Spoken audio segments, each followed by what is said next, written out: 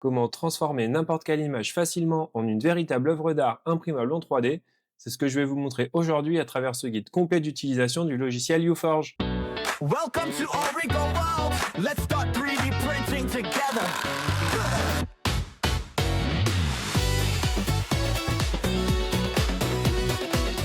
Salut tout le monde et bienvenue sur Origo World 3D. Moi c'est Boris et aujourd'hui je vous propose un guide complet sur l'utilisation du logiciel UForge. Si vous n'avez encore jamais entendu parler de ce logiciel, il permet tout simplement de peindre avec des filaments vos photos ou vos images pour les transformer en modèles imprimables en 3D. Vous en avez très certainement entendu parler puisque c'est un logiciel qui fait beaucoup parler de lui dans la communauté d'impression 3D et vous retrouverez énormément de créations de designers sur les différentes plateformes. Le résultat qu'on obtient avec ce logiciel pour créer des tableaux est juste incroyable et c'est vraiment ce qui le rend si populaire puisqu'on peut obtenir à partir d'une simple image un rendu artistique avec votre imprimante 3D et c'est vraiment assez impressionnant avec des moyens en plus qui vont être très simples. Au programme, je vais vous expliquer tout le fonctionnement du logiciel, à commencer par son interface, qui est clairement pas évidente à prendre en main au début. Je prendrai ensuite différentes images pour vous montrer des exemples concrets, que ce soit sur le thème d'un manga ou d'un animé, d'une photo réaliste ou bien de paysage. On va essayer de voir différents exemples ensemble et on fera bien évidemment aussi l'export du fichier STL pour le préparer à l'impression 3D et je vous montrerai toutes les astuces à utiliser pour gagner du temps d'impression. Les chapitres sont bien évidemment disponibles en description pour vous repérer plus facilement à travers cette vidéo et trouver rapidement les informations dont vous avez besoin. Restez bien jusqu'à la fin de la vidéo puisque je vais vous donner vraiment toutes les astuces que j'utilise pour réaliser mes propres UForge et vous devriez être beaucoup plus à l'aise ensuite pour travailler sur vos propres images et design via UForge. Avant de passer à la découverte de l'interface, il faut noter que UForge est un logiciel payant avec plusieurs niveaux d'abonnement ou de licence. Donc dans l'onglet Buy ici, vous faites tout simplement UForge et vous avez accès à toutes les licences. Donc en premier, on a une licence qui va être personnelle à vie, c'est-à-dire que vous allez débourser une seule fois 20,95 €, donc c'est un petit peu augmenté au fur et à mesure des années. Vous avez cette fois-ci en deuxième une version limitée commerciale annuelle cette fois-ci, donc il faudra renouveler l'abonnement chaque année et ça vous coûtera donc 52,95 €, donc c'est assez conséquent. Qu'est-ce que vous allez pouvoir retrouver dans cette licence commerciale? Le fait que vous allez pouvoir imprimer vos propres designs pour vous-même. Ça, il n'y a pas de problème, mais du coup, c'est la même chose que dans le premier cas. Et vous pouvez, par contre, vendre vos impressions, mais pas les fichiers digitaux qui seront créés par UForge. Donc, c'est-à-dire que vous allez pouvoir générer vos fichiers UForge prêts à être imprimés, pas de souci. Vous allez les imprimer, vous allez pouvoir vendre ce que vous imprimez. Par contre, vous ne pourrez pas vendre à proprement parler le fichier digital. C'est ce qui va changer par rapport à la version professionnelle annuelle que vous voyez ici. C'est-à-dire que vous pouvez tout faire, vous pouvez à la fois vendre vos impressions 3D, mais aussi les fichiers digitaux. Pour passer en gros de l'offre où on va pouvoir vendre que les impressions à 52,95 à la version professionnelle, ça double tout simplement, on est à 104,95. Et ensuite, vous avez la quatrième option qui va être une licence professionnelle à vie, où cette fois-ci, vous aurez accès à tout pour quasiment 305 €. Mais par contre, vous ne serez pas obligé de repayer chaque année les 50 ou 100 € selon ce que vous avez pris comme option. Donc, s'il faut bien regarder, que ce soit pour les licences personnelles et professionnelles à vie, il y a vraiment 2 ans d'update. Si on comprend bien, ça veut dire que après ça, il y a peut-être pas d'update. En tout cas, c'est comme ça que je le comprends. Voilà, à confirmer si jamais je me trompe, hein, n'hésitez pas à l'écrire dans les commentaires, mais a priori, vous aurez plus d'update sur les versions à partir de 2 ans. Un point très important à souligner dans votre choix de licence commerciale ou professionnelle ou juste d'utilisation personnelle, c'est-à-dire que UForge n'est pas responsable finalement des droits d'auteur de ce que vous allez générer. Par exemple, si vous faites des tableaux UForge avec des images de Pokémon, de One Piece, de n'importe quel animé, de n'importe quoi que ce soit d'ailleurs, vous n'êtes pas libre a priori de les vendre, tout simplement parce que vous n'avez pas les droits de licence associés. Donc ça, pour le coup, c'est vous qui êtes responsable, c'est pas UForge. Donc dans mon cas, j'ai pris tout simplement la version personnelle il y a quasiment 2 ans, à quelques jours près, je dirais, puisque je vous avais fait la première vidéo de découverte du logiciel et vous voyez, j'ai toujours accès aux updates réguliers et j'ai pas été embêté, en tout cas en prenant qu'une version à 20 €. Je fais une aparté aussi pendant que je suis sur le site pour vous montrer les plugins qui sont associés à UForge. Vous avez le Huge Forge, c'est-à-dire que c'est un plugin qui est gratuit une fois que vous avez la licence. Par contre, vous êtes obligé d'avoir la licence, qui va vous permettre de découper vos tableaux en plusieurs parties très facilement et de pouvoir faire des tableaux XXL. Donc j'en avais déjà fait sur la chaîne avec le tableau de Pikachu en version XXL. Et comme vous avez été nombreux à me demander aussi d'autres tableaux, puisque j'avais fait un sondage sur la chaîne, je peux vous dire que ça fera partie des tutos 2026. Et de toute façon, il y aura une série de tableaux UForge XXL que je vous présenterai sur la chaîne en 2026. Donc pensez à vous abonner, liker et activer la cloche justement pour ne pas manquer ces prochaines vidéos UForge. Pour le deuxième plugin, vous avez Flatforge ici qui est à 17,95 € sur lequel je pourrais absolument rien vous dire. Je peux pas répondre à vos questions spécifiques à ce niveau-là, mais si ça vous intéresse, n'hésitez pas à me le dire. Et puis à ce moment-là, je l'achèterai et puis je vous ferai un petit tuto en fonction de vos retours et commentaires. Passons maintenant à la présentation de l'interface. Je vais être honnête avec vous, quand vous le voyez pour la première fois, ça fait vraiment très peur. Donc il y a des boutons partout, même si là j'ai pas encore forcément ouvert d'image, donc on n'en a pas trop. Bref, c'est pas c'est pas gagné qu'on ouvre le logiciel, mais ne vous inquiétez pas, je vais vous montrer chaque rubrique et option pas à pas pour que vous soyez totalement à l'aise. Donc en haut, pour commencer, vous avez le menu des fichiers ici qui va vous permettre bien évidemment de créer un nouveau projet, d'importer une image ou même d'exporter votre travail final en STL pour l'impression 3D. Vous voyez d'ailleurs tous les contrôles Z, contrôle Y qui sont pour annuler et refaire les actions que vous êtes en cours, qui sont les raccourcis classiques comme sur bien d'autres logiciels. Je vous montrerai d'ailleurs tout un tas d'autres raccourcis pendant le tutoriel qui vont vous être bien utiles. Donc là, je vais pas aller ouvrir mon image comme ça, je vais juste la faire basculer du deuxième écran. Ensuite, vous avez tout un tas d'options pour adapter l'interface à votre façon de travailler. Je vais pas passer ici tout en détail, mais je vais vous montrer ce que moi j'ai ajouté ou supprimé par rapport à l'interface de base. La première chose que j'ai activée, c'est le zoom inversé, tout simplement parce que quand vous êtes ici, moi, je le faisais à l'envers avec ma molette, c'était vraiment insupportable. Cette option-là de zoom inversé, pour moi, c'était vraiment obligatoire. Il n'y a pas de doute. À vous de choisir ce qui vous convient le mieux. Ensuite, dans préférences, vous avez forcément le mode clair que je vais activer ici. Donc, vous voyez, vous l'avez en blanc. Pareil, ici, c'est vos préférences. C'est comme vous préférez travailler. Moi, je préfère le côté sombre parce que sinon, j'avoue que j'ai un écran qui est très lumineux, donc ça reflète quand même beaucoup la lumière. Vous pouvez ici choisir la langue. Donc vous avez par défaut le système qui va être en anglais. Vous avez le français avec deux traductions particulières. Donc là, vous avez toute l'interface qui est en français. Color aware, conscient de la couleur, OK. Couleur éclatante, couleur pop et affectation des couleurs, c'est couleur match. Il faut le savoir, si je vous le montre pas, la correspondance instantanément, on peut toujours des fois se poser la question, c'est pas toujours clair de quel mode est quel mode. D'un point de vue global, les traductions sont vraiment bien faites, hein, j'ai pas de problème avec ça, c'est juste que comme je regarde quand même pas mal de tutoriels sur UForge en anglais et de créateurs anglais qui travaillent sur ce logiciel, bah, finalement j'ai les termes anglais qui me viennent et c'est beaucoup plus facile pour moi de travailler aujourd'hui. Et j'essaierai au mieux de traduire chaque option à l'oral quand on sera dessus. Et ça vous permettra aussi, vous, si vous allez voir des tutos en anglais, voilà, vous pourrez vous retrouver au niveau de l'interface. Donc je vais maintenant augmenter ou diminuer la taille de la police de l'interface. Donc là, vous avez increase pour augmenter et decrease pour diminuer. Vous voyez, ça a augmenté un petit peu. Je peux le faire encore, etc.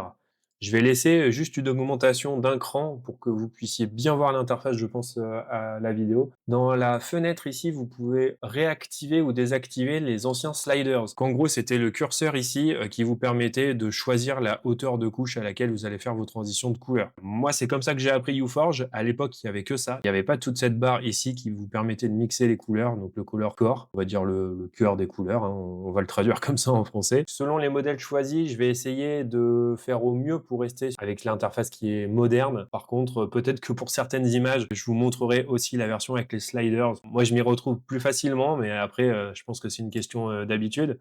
En tout cas, pour l'instant, je vais la décocher, que vous ayez la même interface que moi et probablement ce que vous verrez dans d'autres tutoriels. Et toujours dans la même fenêtre, vous allez pouvoir activer librairie de filaments si vous l'avez pas, donc c'est l'option ici. Vous voyez ici, ça m'a créé un curseur avec tous les filaments qu'on a, mais ça, j'y reviendrai juste après. Et vous avez la géométrie des modèles à activer. Et vous voyez pareil, ça vous a créé une autre fenêtre ici sur laquelle on va revenir et on aura besoin de toutes ces options pour travailler l'image. Donc autant les mettre. Voilà, donc moi je vous conseille de mettre tout ça. Après vous allez pouvoir bien évidemment enlever des barres. Si je fais par exemple le mode contrôle, bah, vous voyez, vous avez plus tout ce qui est color pop, color match, etc. Donc c'est pas très pratique. Donc ça c'est vraiment le truc le plus essentiel pour moi à garder. Mais vraiment tout le reste, que ce soit les bordures pour faire les cadres, les niveaux d'épaisseur, de détail ici, tout ça vous en aurez besoin. Mettez tout vraiment par défaut, ça va vous saturer un peu visuellement l'interface, c'est sûr, mais au moins vous avez vraiment tout de disponible pour travailler vos UForge. Ensuite, vous avez l'onglet filament qui permet de déterminer ce qui pourrait être affiché ou non dans votre bibliothèque. Ici, par exemple, vous voyez, moi j'ai du PLA et le PLA+, tout simplement parce que j'ai choisi de n'afficher que ça. Si je vous remontre, vous avez les types de filaments. Vous avez bien évidemment les ABS, l'ASA, le polycarbonate, PETG, PLA, enfin bref, vous avez vraiment tous les filaments. Si vous voulez travailler avec de l'ABS, ce qui n'est pas mon cas aujourd'hui, vous pouvez le mettre ici pour montrer, donc Show ABS. Et vous voyez, on a une petite fenêtre, un petit onglet ABS qui a été ajouté à ce niveau-là. Allez, je vais mettre le PETG qui n'était pas, voilà. Donc vous pouvez configurer littéralement toute votre bibliothèque de filaments comme ceci, et vous avez aussi les marques à cocher ou non. Donc par défaut, vous avez toutes les marques de filaments qui sont associées à UForge et dont les TD, on y reviendra plus tard, sont déjà calculés. C'est un paramètre extrêmement important, mais je vous l'expliquerai un tout petit peu après. Donc là, soit vous laissez tout, et puis après, vous achetez les filaments en fonction des besoins, etc. Moi, c'est pas comme ça que je travaille. De toute façon, j'ai que du Bamboo Lab, du Creality ou du Polymaker à la maison dans l'atelier. Donc, je n'ai choisi littéralement que ça. Vous verrez que ça pourra peut-être nous limiter sur certaines images pour essayer d'avoir la couleur précise. Mais pour le coup, j'ai rien d'autre en stock dans l'atelier. Donc, je pourrais pas vous montrer d'autres couleurs que celle-ci. Et donc, si vous voulez des fournisseurs en particulier, vous mettez par exemple le Prusament. Ici, vous voyez mon curseur, là, il a un tout petit peu bougé. Et en théorie, si je tape ici Prusament, voilà, cette fois-ci, j'ai tous les filaments Prusa qui vont être affichés. Vous retrouverez aussi ici dans cet onglet filaments, les filaments sets. Vous avez des ensembles de réglages prédéfinis qui permettent d'aller un tout petit peu plus vite quand vous voulez créer vos UForge. Par exemple, ici, vous aurez des Bamboo Lab, donc que des gammes de filaments Bamboo Lab qui vont être adaptés pour le Color Aware pour votre image. Donc là, si je le fais ici, alors je suis pas en mode Color Aware, effectivement, c'est pour ça que c'est un peu dégueu. Mais bon, voilà, vous voyez, on a un résultat. Clairement, c'est pas ouf, c'est pas non plus dégueu. Ça veut dire qu'à partir de là, vous pouvez être capable de travailler votre image un petit peu plus facilement. Vous voyez, ça a généré déjà beaucoup de couleurs. Vous avez aussi des presets qui sont en échelle de gris. Je suis repassé dans un mode standard et vous voyez, on a déjà une image qui est quand même très très propre. Moi, j'aime beaucoup, hein, j'en ai fait pour moi personnellement, notamment sur des photos en échelle de gris qui sont très belles. Voilà, c'est pas toujours nécessaire d'être conforme à l'image que vous avez. Forcément, si c'est ce que vous recherchez, bah, c'est mieux, mais vous pouvez aussi avoir des résultats vraiment en jouant sur ces réglages prédéfinis. Et enfin, pour finir sur les onglets en haut, UForge propose aussi un onglet Aide avec énormément d'explications, de tutoriels et d'astuces. C'est très complet. Par contre, tout est en anglais. Si vous êtes à l'aise, allez-y, jetez un œil, parce que certaines sections vont clairement beaucoup plus loin que ce que je pourrais vous montrer aujourd'hui. Ils ont beaucoup plus d'expertise que moi, c'est certain. Ensuite, vous avez tous les bandeaux ici qui pourront très probablement être un petit peu décalés par rapport à votre version, tout simplement parce que vous voyez ici, on peut les décaler très facilement avec la souris. Donc juste vous avez à cliquer dessus, maintenir et on le déplace. Donc de mémoire, ce bandeau-là, il est en bas par défaut. Donc moi, je le mets en haut parce que sinon, j'oublie toujours après de modifier les images. Ici, vous avez les onglets pour créer des bordures ou pas. Donc là, si je mets border, vous voyez, ça vous a créé une bordure qui est pour l'instant blanche, mais que de toute façon, vous pourrez choisir de modifier soit ici, soit dans tous les cas dans le slicer quand on fera l'impression 3D, donc ça je vous montrerai. Vous avez la largeur de la bordure que vous pouvez moduler, donc là je vais mettre forcément des valeurs très grandes pour que vous puissiez voir ce que ça change. Donc ça va créer des maxi bordures, typiquement 3 mm comme ça suffit largement si vous faites des tailles standards, des plateaux qui vont faire 25 par 25 en surface. Donc si vous travaillez des images autour de 22 à 23, 24 cm, si vous laissez 3 mm de bordure, c'est largement suffisant. Et ensuite, vous avez la profondeur de la bordure. Si j'agrandis vraiment l'image, vous voyez qu'on a une bordure ici qui va être créée avec une certaine épaisseur. Et bien évidemment, si vous l'augmentez, donc encore une fois, je prends une valeur qui est complètement aberrante, vous allez créer différentes couches pour justement créer un cadre qui va être beaucoup plus épais. Hop, je reset la view, on va le voir là directement, ça fait des bordures qui sont énormes. Donc ça, c'est clairement des paramètres par défaut que je modifie pas vraiment parce que le 3 mm de côté et 4 mm d'épaisseur, c'est vraiment très bien pour ce type de tableau. Ensuite, vous avez soit de la peinture de filament, soit la lithophanie. Clairement, aujourd'hui, je vais vous parler que de la peinture de filament. Je peux toujours vous le faire plus tard. Dans les prochains mois, si ça vous intéresse, n'hésitez pas à me faire un retour dans les commentaires. Au niveau des modes de travail ici, vous avez d'autres modes qui sont d'ailleurs, je pense, très peu utilisés maintenant. Moi, j'avais toujours travaillé sur le mode standard au début du logiciel et sur le mode combo. Maintenant, vous avez eu tout le mode Color Aware, Color Pop qui sont apparus ensuite et à la fin, le dernier, c'est le Color Match. Ça, on le verra tout à l'heure ce que ça change entre ces modes-là.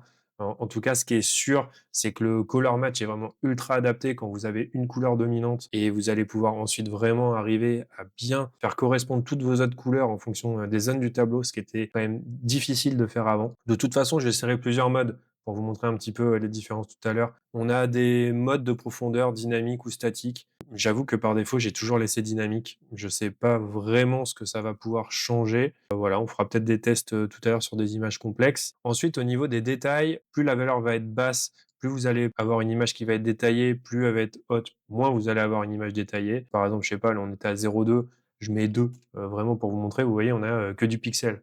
Donc forcément, c'est la valeur extrême. Donc par défaut, cette valeur, elle est à 0,2, quelles que soient les images que vous allez importer. En tout cas, moi, c'est toujours le cas. Par contre, ce que j'ai l'habitude de faire, c'est toujours baisser ce détail-là. Donc 0,1, ça le prend. 0,05 par exemple, j'aurais pu. Et vous voyez que en fait, les détails ne peuvent pas atteindre une certaine valeur. Et ici, la valeur minimale que je peux mettre, c'est 0,11 millimètres. Ensuite, on a toute la hauteur de couche qui sera utilisée pour imprimer ce tableau-là. Donc par défaut, c'est toujours 0,08 et la première couche du tableau de l'impression est à 0,16. Franchement, vous y touchez pas. On reviendra un petit peu tout à l'heure sur des cas particuliers où ça peut être nécessaire de travailler sur ces paramètres. Ensuite, on a l'épaisseur de la couche de base qui est par défaut à 0,48. Clairement, c'est vraiment pas suffisant pour la plupart des images que vous allez travailler. Je vous expliquerai tout à l'heure, mais on va être à des valeurs qui sont quand même plus élevées.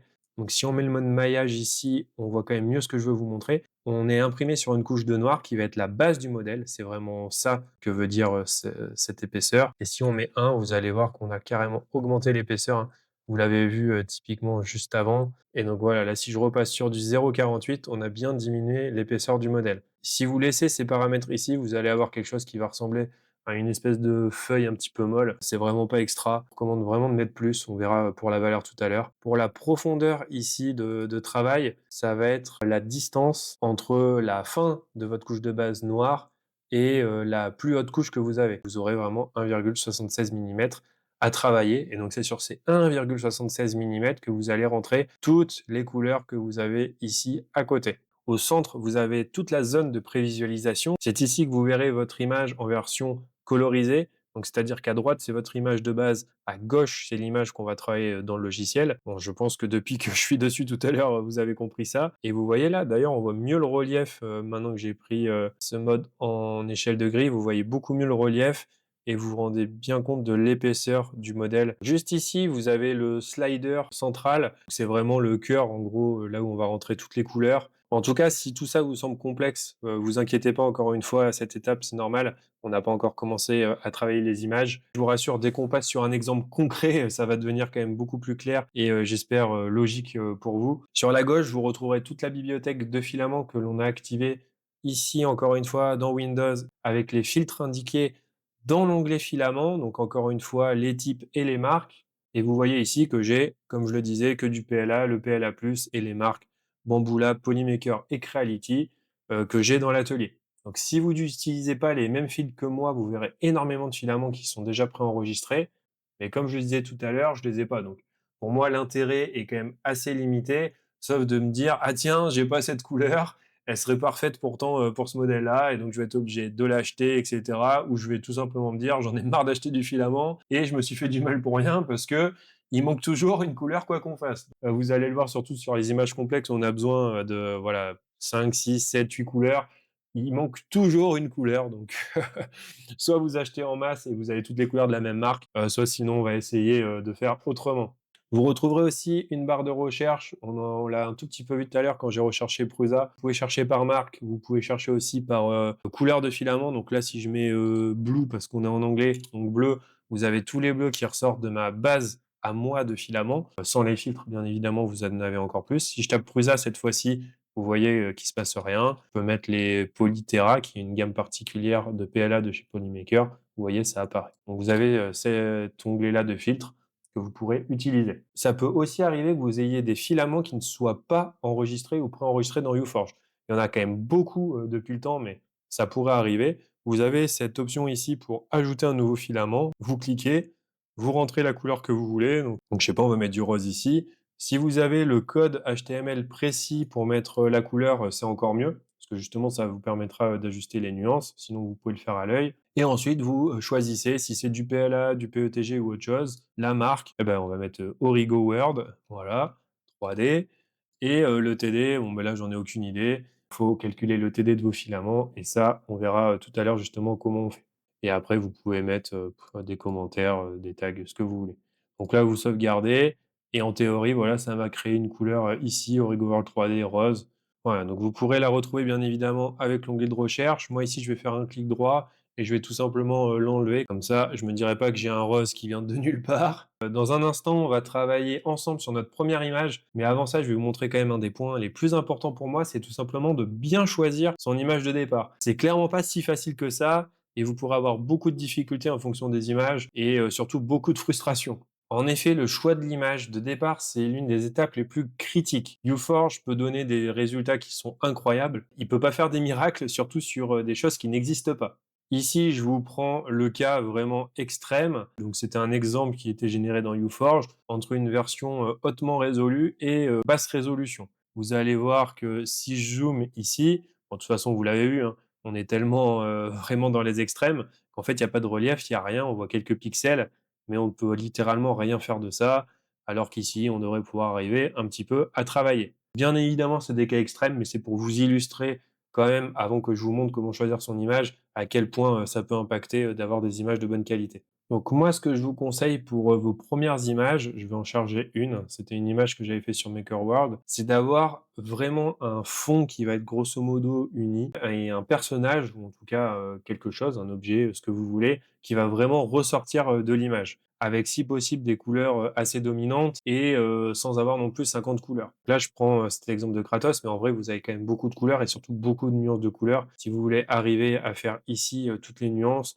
vous allez avoir au moins 3-4, possiblement ouais, 4 couleurs bien senties. Vous aurez ensuite la peau, le fond, le rouge, et cetera. Donc même là, vous voyez sur une image que je recommanderais, il y a quand même beaucoup de couleurs et c'est pas si simple d'obtenir exactement l'image. Donc une des images les plus simples que j'avais faites au début, c'est celle-ci, tout simplement parce qu'on a 4 couleurs, mais ça permet quand même d'avoir des résultats qui sont très très propres. Clairement, le tableau que j'ai fait qui a été le plus téléchargé sur MakerWorld. Donc, a priori, il a plu et vous verrez, il n'était pas non plus parfait. Que, encore une fois, hein, c'est toujours le même message. N'hésitez pas à essayer, même si c'est pas représentatif à 100% de l'image, on aura déjà quelque chose de pas mal. Et enfin, je vous montre une image qu'on essaiera de travailler tout à l'heure, ce petit Luffy avec tous les graffitis. Donc ça, c'est une image clairement qui a été générée par IA. Si vous voulez, je peux vous montrer comment ça se passe. Je vais passer que quelques minutes parce que c'est clairement pas le cœur de la vidéo, mais je peux vous faire un tuto ou en tout cas vous montrer de manière beaucoup plus précise comment générer ce type d'image. Encore une fois, je vais le dire 50 fois pendant la vidéo, mais faites-moi vos retours en commentaire, ce qui vous intéresse aussi pour que je puisse compléter cette vidéo pour les prochaines semaines et mois. On va se retrouver sur Firefly Adobe, donc n'importe quel finalement outil de génération d'images que vous voulez. Donc on a différents modèles, je les ai pas tous testés, pour le coup je l'avais fait celle-ci avec le Nano Banana ici de Gemini. J'avais pris un paysage en standard 4/5 pour faire un tableau de la forme du coup des UForge qui nous intéressent.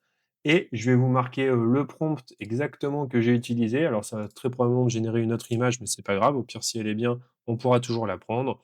Voilà. Donc là vous pouvez lire le prompt pendant que ça charge l'image. Ouais, c'est pas mal, hein, franchement, le résultat est clairement pas mal, même sur la deuxième. Donc voilà. Je l'ai fait 2 fois, ça donne des résultats qui sont quand même plutôt sympas. Bon, ce qui est pas mal avec cet outil là sur Adobe, c'est que vous pouvez directement modifier l'image. En gros, en tapant un nouveau script et en mettant l'image de référence et régénérer. Donc ça, vous pouvez. Vous pouvez aussi l'ouvrir dans Photoshop. C'est peut-être ce qu'on va faire d'ailleurs ici. Alors moi, j'ai pas trop l'habitude d'utiliser les petits modules comme ça. Je suis plutôt sur Canva. Mais typiquement, vous voyez, vous allez pouvoir changer pas mal de choses.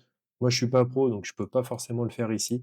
Enfin, c'est peut-être pour ça aussi que je prends Canva d'habitude. Voilà, mais vous allez pouvoir changer comme tout un tas d'éditeurs, tout ce que vous voulez.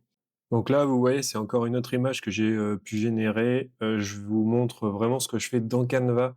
Donc je fais juste une modification de l'image. Par défaut, je vais augmenter sur tout ce qui va être contraste. Probablement voilà 20%, voire peut-être même 30% ici. Voilà que ça ressorte bien. La netteté, c'est pareil. Peut-être pas tant que ça en vrai, 20% c'est pas mal. Ouais, je le fais très rapidement, c'est pas le plus intéressant. Et par défaut, j'augmente la netteté de l'image, la saturation, les ombres et les contrastes. Et puis bah après vous jouez tranquillement comme vous voulez. On va enregistrer ça et puis on va pouvoir travailler dessus ensuite dans UForge. Allez, on va passer maintenant au cœur du guide avec des exemples précis que l'on va travailler ensemble pour vous montrer comment je procède et surtout les questions que je me pose pour créer ces tableaux UForge. Cela vous permettra normalement, enfin en tout cas j'espère, d'adapter ce processus à vos propres images et photos. Ce que je vous propose, c'est d'avoir différentes approches. On va commencer par une image dans laquelle on va utiliser des pré-réglages de filaments qui sont déjà rentrés. Donc vous verrez déjà avec des nuances de gris, par exemple, on va essayer d'obtenir des bons résultats. Je vous montrerai ensuite comment on peut essayer de travailler des images avec des couleurs qu'on a nous-mêmes prédéfinies. Donc, par exemple, si vous avez un module multimatériaux à 4 couleurs, eh ben, on va essayer de prendre que 4 couleurs. Il y a très peu de chances qu'on soit fidèle à 100% à l'image, mais en tout cas, ça donne un set de couleurs qui peut être très sympa pour travailler beaucoup des images que vous avez, que ce soit d'animé, de manga, etc. Ensuite, je prendrai un autre exemple avec une image de manga et spécifiquement de Nami de One Piece pour vous montrer qu'avec toutes les couleurs qu'il y a, on peut être très fidèle. Donc ici, j'utiliserai spécifiquement le mode color match. Donc ça sera un peu différent des deux premiers exemples. Cette fois-ci, on essaiera vraiment d'être fidèle à 100% de l'image comparé aux premiers exemples. Puis ensuite, en dernier lieu, je vous montrerai une photo que j'ai prise quand j'ai testé un scanner.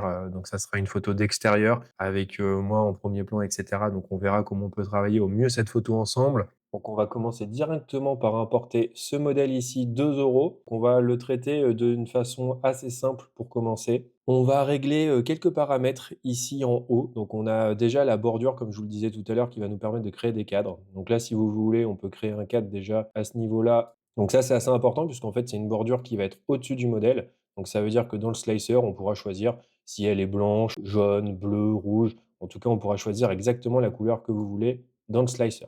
Ici, pour le modèle, je vais l'enlever, mais je vous montrerai bien évidemment des exemples avec ces valeurs justement de bordure avec 3 et 4 mm ici. Pour le mode, on va rester sur le standard, c'est ce que je voulais vous montrer en premier, déjà sur des modes simples. Sur le détail ici, on va forcément les diminuer au maximum. Donc moi, par défaut, je mets toujours 0,05, mais le logiciel ne peut pas aller aussi bas. D'habitude, on stagne toujours voilà, autour des 0,1, 0,11 mm sur les images que je travaille. Et normalement, c'est un paramètre qui va vous permettre d'avoir le maximum de détails possible. Ensuite, au niveau des hauteurs de couche, 0,08, 0,16, ça, c'est des paramètres que vous ne changez pas. Ensuite, ce qui est important de regarder, c'est l'épaisseur de la base. Là, pour l'épaisseur, vraiment 0,48, ça peut être un peu faible, notamment pour ce genre de modèle ici. En fait, on va dire que là, il y a différentes épaisseurs de couches au plus bas. Des fois, vous avez que du noir et finalement, vous pouvez pas monter au-dessus. Donc là, c'est difficile à zoomer. Mais clairement, ici, 0,48, ça peut être assez bas. Je vais généraliser même pour d'autres UForge. Moi, je mets souvent entre 0,8, la valeur, voilà, ici, ou 0,96. Là, je vais essayer de zoomer pour vous montrer la différence. Donc là, on est en 0,48.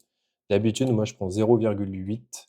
Donc là, on a vu que ça a augmenté déjà l'épaisseur du modèle. Et vous pouvez même monter plus haut. Vous pouvez monter, par exemple, à 0,96 ou à beaucoup plus. Vous pouvez mettre, je sais pas moi, on va tester, regardez, 2 mm. Ça va faire un truc vraiment énorme. Donc là, on le voit. Pour ce genre de tableau, si vous êtes sur des tailles voilà, autour de 20 cm, clairement, c'est pas la peine de monter aussi haut. 0,8, c'est très bien. Si vous faites par contre des tableaux UForge grand format, ça vaut le coup d'augmenter cette épaisseur de base ici. Au niveau de la profondeur, ça va être la distance, donc la hauteur maximale sur laquelle on va pouvoir travailler nos couleurs et les dégrader. Donc ça, c'est super important. Par défaut, c'est un 76. Vraiment la profondeur entre la première couche de noir, par exemple, et le haut du modèle. Donc ici, le haut du modèle, là, on le voit sur les détails, ça sera au niveau ici de l'épée. Donc ça veut dire qu'entre cette hauteur ici et la base, on a 1,76 mm. Si vous mettez moins, typiquement, on va mettre 1 pour vous montrer, vous voyez, là, on a plus que 22 couches. Donc là, je ne l'ai même pas vu, mais tout à l'heure, on était à... Je vais pas y arriver avec les virgules. On va toujours pas y arriver. 22. Donc vous voyez, on était à peu près à 32, 33, à la 33e couche ici maximale. Et quand je baisse à 1, donc un 0,4, ça me rattrape puisque c'est des multiples de 0,08, on n'est plus qu'à 22 couches. Ça nous fait déjà 10 couches de moins sur laquelle on va pouvoir mettre des couleurs et des dégradés. Donc ça, il faut en tenir compte. Moi, clairement, je ne bosse jamais à moins de 1,76. Et quand je dois mettre beaucoup de couleurs sur l'image ou pour faire des couleurs de paysage ou d'environnement, vous verrez tout à l'heure, il faut vraiment augmenter cette valeur. Pour l'instant, on va rester sur un 76 pour rester sur la valeur de base et pour vous montrer ce qu'on peut faire. Des valeurs où je peux mettre typiquement 2,5 voire 3 mm assez facilement, surtout dans le cadre de photos ou de modèles avec beaucoup de couleurs. Donc là, vous voyez à 3 mm, plus la base, on est à 3,84 mm au total, hein. Mais on a 49 couches, on va dire, puisque là, il prend celle-ci plus l'autre, on a 49 couches pour travailler sur le modèle. On va déjà commencer par quelque chose de très très simple. Si vous voulez commencer à faire vos premiers UForge, vous pouvez, comme je vous montrais tout à l'heure, prendre des presets de filaments qui sont déjà intégrés dedans. Donc là, on va dire par exemple une échelle de gris.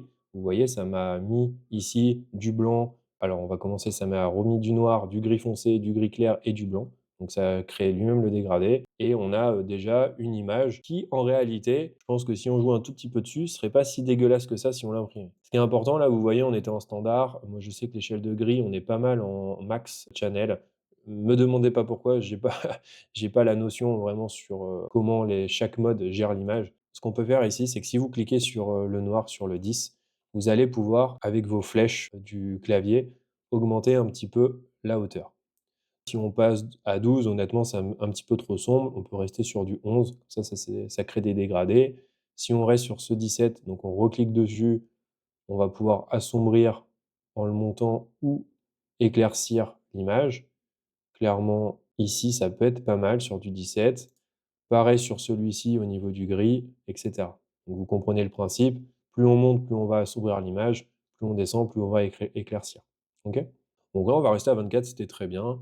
Et vous voyez typiquement que je suis sûr que si on imprime ça avec ce profil, on n'est certes pas fidèle à l'image en termes de pure couleur. Par contre, vous allez avoir déjà un truc bien sympa. Je vais d'ailleurs me sauvegarder cette image en STL, comme ça je pourrai l'imprimer et vous montrer ce que ça donne de manière très facile. Je vais juste regarder au niveau des couleurs si j'ai bien tout. Donc vous passez votre curseur dessus. Donc là, c'est le Polylight Black. Je vais plutôt utiliser un bambou noir que j'ai. Donc je vais le prendre dans ma bibliothèque ici. Je tape bambou. J'aurais pu me mettre black d'ailleurs. On va prendre le black en 0,6 et d'ailleurs, je vais vous montrer. Donc en gros, là, vous voyez, quand je clique sur le TD, qui est la distance de transmission, je vous l'explique juste après, on a une valeur de 0,3 et ici, sur le Bamboo Lab basique, je suis à 0,6. Donc là, je vais faire glisser avec ma souris le noir ici. Donc ça m'a mis une valeur de TD à 0,6 et vous voyez, ça m'a changé l'image. Peut-être qu'ici, ça vaut le coup, vous voyez que je remonte un petit peu le noir puisqu'on a une valeur de TD qui est plus haute. Donc finalement, on laisse plus facilement passer la lumière. Et donc voilà, j'en viens à l'explication en elle-même du TD. Donc le TD, c'est quoi? C'est tout simplement l'épaisseur en millimètres de filament pour bloquer 99% de la lumière. Donc plus cette épaisseur, cette distance de transmission va être élevée, plus votre filament laissera passer la lumière, donc plus vous aurez une image claire. C'est ce qui était le cas ici, hein. Si on reste à la même valeur que tout à l'heure et qu'on prend un filament de TD03, en fait, l'image sera plus sombre. Il faut bien se rendre compte vraiment dans l'espace que vous allez avoir besoin de plus de couches pour ne pas laisser passer la lumière. Je fais un exemple très simple, donc là c'est des valeurs de 0,6, mais si je prends un truc par exemple de 5, donc ça veut dire qu'il faudra 5 mm d'épaisseur de filament pour bloquer 99% de la lumière. Donc ça c'est très intéressant et très important à comprendre, et vous le verrez tout à l'heure quand on va travailler des couleurs réelles. Il faut vraiment arriver à ce que cette couleur-là, par exemple du bras, puisse correspondre à des valeurs que vous avez dans la bibliothèque pour avoir exactement le même rendu, sinon vous serez différent. Et ça, je vous l'expliquerai un tout petit peu après. J'en profite pour finir l'explication sur la distance de transmission, puisque vous avez dans l'onglet Aide ici, qu'est-ce qu'est le TD? Vous pourrez le lire en français, là c'est en anglais. Ça vous le réexplique très probablement mieux que ce que je peux vous le faire. Voilà, c'est peut-être plus technique. J'ai essayé de vous le faire avec des mots assez simples pour comprendre vraiment sur l'image. Ce qui est important, c'est que vous avez des tests internes à UForge quand vous allez cliquer ici. Donc je ne clique pas, sinon juste ça va m'enlever l'image. J'essaierai de vous mettre une superposition de vidéos à l'écran. Mais ça va faire un test qui va prendre à peu près 40 minutes et qui va vous mesurer la distance de transmission de votre propre filament. Et sinon, vous avez bien évidemment le TD1. Là, ça va m'ouvrir une autre fenêtre. C'est un équipement fait par BQ qui va vous permettre de mesurer directement, de manière autonome, vos filaments. Donc là, vous le branchez, vous faites passer votre filament à l'intérieur et ça vous calcule la distance de transmission, le TD ici, et le code X qui est nécessaire pour entrer vos propres filaments internes à UForge. Si vous vous souvenez juste, c'est ici, dans l'onglet New Filament, vous avez le code X ici à indiquer, etc. Voilà. Donc là, j'ai vu qu'on avait du 113 par 200 quand j'ai enregistré. Bien évidemment, je ne vous l'ai pas montré tout à l'heure, mais ça paraissait évident. Vous pouvez redimensionner l'image comme vous voulez. Vous voyez, là, on a atteint 25 cm de haut, donc c'est bien en millimètres ici l'échelle. Et ça a redimensionné l'échelle. Donc au lieu d'être de 200, 113 en largeur et 200 en hauteur, on a 250 et 140. Donc ça, vous l'adaptez par exemple au plateau que vous voulez faire. Moi, je suis resté à 200 parce que typiquement, ça suffit là pour le cadre de l'exemple pour vous montrer. Mais vous pouvez le faire aussi bien évidemment plus petit, et cetera, hein. Vous pouvez le faire de 10 centimètres. Ah, vous aurez une image plus petite, vous zoomez avec la molette et vous pouvez travailler vos images directement. Maintenant, ce qu'on va faire, c'est qu'on va essayer de se rapprocher de l'image. On va garder le même mode. Je vais vous laisser découvrir les autres modes après dans un autre exemple. On va garder ce même mode. On va essayer de faire correspondre la peau en gardant les paramètres qu'on avait indiqués. Alors là, si vous allez sur l'image de droite, OK, vous allez voir au niveau, de la peau que si on zoome un petit peu, on va pouvoir avoir différentes teintes. Donc là, juste, j'ai laissé le curseur à cet endroit-là. On voit qu'on a une couleur définie, donc avec le code hex et on voit surtout le Z à 2,56. Donc ça veut dire qu'il faudrait positionner cette couleur à la hauteur de 2,56 millimètres, donc quasiment en haut du modèle. Clairement, hein, ça va être à la place du blanc. Donc là, vous voyez, si je place mon curseur dans cette barre-là, vous avez sur l'image de gauche une surbrillance pour vous dire où c'est qu'on se situe. Si vous voulez pas vous embêter, moi ce que je fais, c'est que je regarde aussi ici avec la petite réglette. Vous allez voir qu'on voit directement la valeur en millimètres sur laquelle on est. Là, si on est à 2,56, vous faites un petit contrôle, clic gauche, on vient prendre, donc on maintient, on vient prendre la couleur ici et on va la passer à 2,48, bien sûr, j'étais pas loin, 2,56. Ce que je vais vous montrer, c'est que vous voyez, on a une couleur de peau particulière qui est un petit peu plus claire et on a une couleur de peau plus foncée qui était un petit peu plus bas, à 2,08. Celle-ci, c'est pareil, on peut la prendre, que contrôle clic gauche et on vient la mettre vers 2,08. Voilà. Donc là, vous voyez, on a déjà une nuance pour la peau. Je veux juste voir avec le blanc si ça change quelque chose. Donc là, vous pouvez cliquer sur le blanc, faire espace. Ça va enlever littéralement la couleur blanche. On va garder du blanc en jade white, c'est quand même mieux. On va se le mettre là. Je pense que ça sera plus sympa d'avoir un petit peu de blanc à la fin. Et là, après, bah, c'est pareil que tout à l'heure. Vous jouez un petit peu sur ce qui vous intéresse le plus. Donc là, j'essaye de me focaliser un petit peu sur cet endroit du modèle pour voir les différentes teintes. Je veux pas que ce soit trop foncé non plus. Voilà, donc je voulais juste dézoomer un tout petit peu, peut-être enlever un petit peu de gris maintenant qu'on a mis la peau.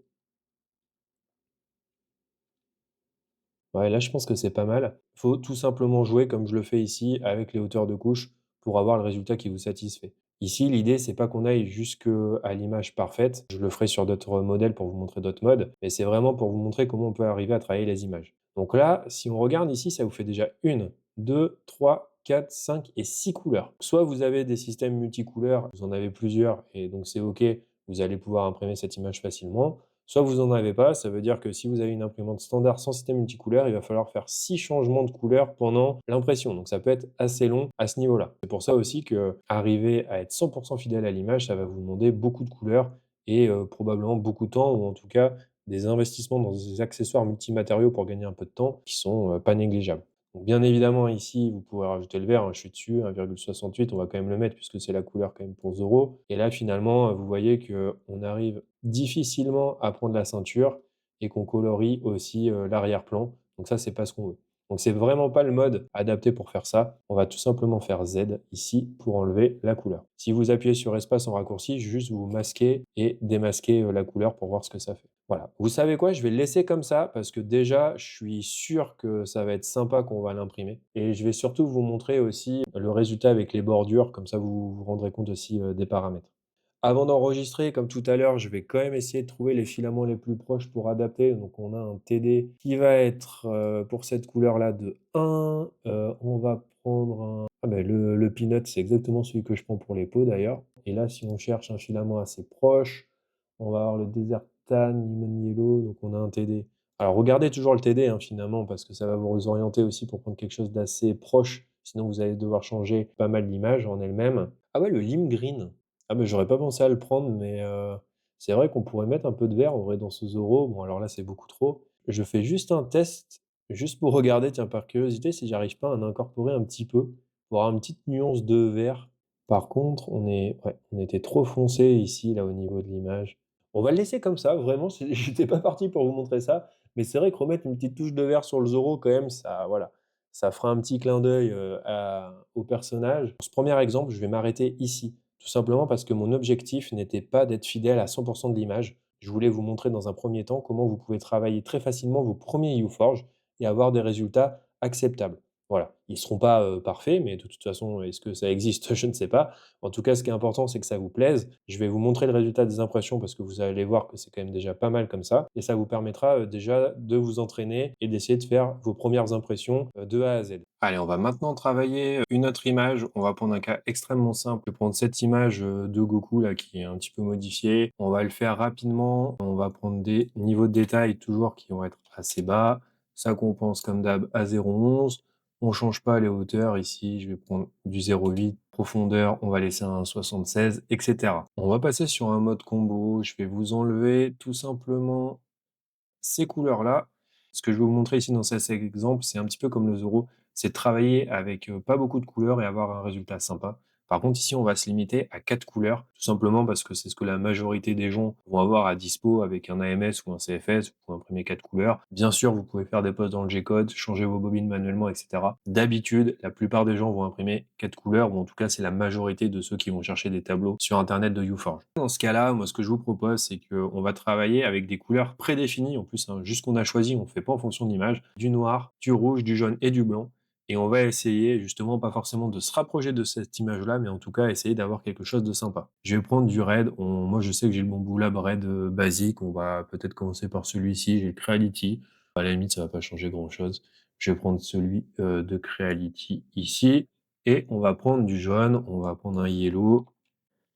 Et on va prendre le Bamboo Lab que je dois avoir aussi. Voilà. Vous pouvez juste cliquer ici sur le noir et le faire modifier un petit peu. Donc là, si je le descends, je trouve que ça manque de noir tout simplement parce qu'on n'aura pas beaucoup d'assombrissement à ce niveau-là. On va le laisser à 12. Le rouge, en réalité, je pense qu'on va peut-être le monter un petit peu pour que ça pète. On va laisser entre 14 et 15, on va voir après. Je dirais 15 pour l'instant. Et le jaune, on va peut-être probablement le laisser, vers 21. Écoutez, là, comme ça, je l'aurais laissé comme ça. Ça peut faire déjà une première image, hein, vous voyez, c'est clairement pas dégueu. Je suis sûr que si on l'imprime, c'est pas mal. Très souvent, le noir, le rouge, le jaune et le blanc, ça marche très bien. Vous pouvez faire les mêmes choses sur des nuances de bleu. Vous prenez un noir, un bleu très foncé, un bleu un petit peu plus clair et un blanc. D'ailleurs, bah, je peux vous le montrer absolument tout de suite, hein. On peut faire l'essai avec un autre tableau. Donc là, je vais quand même enregistrer le projet. On va faire, Goku test 1. Donc là, je l'ai. On va faire la même chose sur des nuances, de bleu justement pour vous montrer, ça va être très rapide. On va prendre cette image-là. Alors en vrai, sérieux, non mais elle défonce. OK, donc bon, bah, c'est bien aussi de vous le montrer en direct. Clairement, je voulais vous montrer des nuances de bleu. Alors vous voyez le noir, le rouge, le jaune et le blanc, ça marche vraiment dans beaucoup de cas. Enfin franchement, vous voyez, on est très loin forcément, ça n'a rien à voir avec les couleurs de base, mais on peut avoir un résultat qui est quand même vraiment dingue. Là, pour le coup, c'est en plus beaucoup de la chance. Donc je vais l'enregistrer aussi en export STL pour vous montrer ce que ça donne une fois imprimé. Allez, une fois passé ça, on va quand même essayer de le travailler sur des nuances de bleu, c'est ce que je voulais vous montrer à la base. Donc là, je sais qu'il y a un bleu que j'aime beaucoup, c'est le Army Blue en Polytera, j'adore. Quand je veux travailler avec 4 couleurs, c'est souvent celui-ci que je prends, en 1er et ensuite on va prendre un bleu plus clair. Ouais, celui-là est peut-être pas mal, mais en vrai, c'est peut-être trop bleu, en fait. J'ai eu beaucoup de chance sur le jeu de palette d'avant, même si là, ça commence franchement à ressembler à quelque chose, c'est pas mal, hein. Donc là, vous voyez déjà sur ces nuances, on obtient quand même quelque chose qui est vraiment pas mal. Encore une fois, c'est pas du tout l'image et je vais insister dessus pendant toute la vidéo, on n'est vraiment pas obligé d'être à 100 fidèle à l'image. Il y a plein de personnes qui me contactaient au début quand j'ai commencé sur Messenger pour me dire: «Ouais, comment tu fais?» et cetera. Mais on n'est vraiment pas obligé de se prendre la tête et de passer des heures à essayer de faire un modèle propre. Honnêtement, c'est déjà vraiment pas si mal comme ça et ça vous permet surtout d'expérimenter et d'essayer vos propres jeux de couleurs. On va maintenant passer à un autre exemple en travaillant sur cette image de Nami. L'idée ici sera un tout petit peu différente. On va juste pas fixer 4 couleurs et travailler le modèle. On va essayer d'être au plus proche de la réalité. Pour ce faire, on va utiliser la fonction Color Match qui est vraiment très utile et très appropriée dans ce cas d'exemple, tout simplement parce qu'on a un personnage qui va être vers l'avant du modèle et on a tout un tas de couleurs à l'arrière. On a une image qui est aussi contrastée, il y a des zones bien identifiées, etc. Donc c'est vraiment cette fonction-là qu'il faut utiliser quand vous avez ce type d'image. On va voir ça tout de suite ensemble. Donc là, le color match, il est un poil différent. Vous n'avez pas qu'un seul slider au milieu.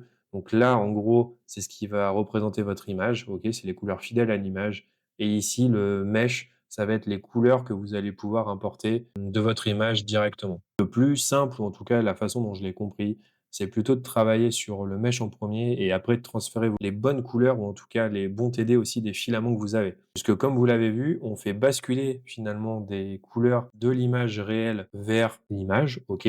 Par contre, on a une couleur qui n'existe pas forcément dans votre bibliothèque de filaments, donc c'est beaucoup plus difficile après pour l'imprimer. Moi, ce que je fais, c'est que j'utilise le mesh pour être à 100 ou en tout cas au plus proche fidèle de l'image et ensuite je bascule sur le color core avec mes propres couleurs de filaments et ce que j'ai à dispo dans l'atelier.